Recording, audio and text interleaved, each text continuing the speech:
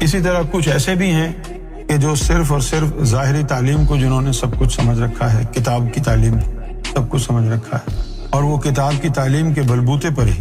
انہوں نے اپنا عقیدہ بنا لیا ہے، اور اس کتاب کی تعلیم کے مطابق جو ان کو فٹ نہیں بیٹھتا اس کو گالیاں دیتے ہیں. جیسے اب یہ انجینئر جیسے لوگ بایزید بستامی رحمۃ اللہ علیہ کو گالیاں دیتے ہیں، داتا علی حجویری کو، غوث پاک کو برا بھلا کہتے ہیں جی یہ جو انہوں نے باتیں کی ہیں قرآن و حدیث میں نہیں، اپنی طرف سے بنائی ہیں. تو قرآن و حدیث میں پوری بات تو ہے نہیں نا، یہ کس نے کہا ہے کہ پورا علم ہے؟ اگر قرآن مجید میں ہر چیز کا علم ہوتا تو پھر اللہ تعالیٰ کا حبیب یہ تو نہ کہتے نا کہ میں علم کا شاعر ہوں، قرآن کے لیے کہتا نا کہ قرآن علم کا شاعر ہے. یہی وہ بنیادی نقطہ ہے جہاں سے لوگوں کا قبلہ اور کعبہ چینج ہو.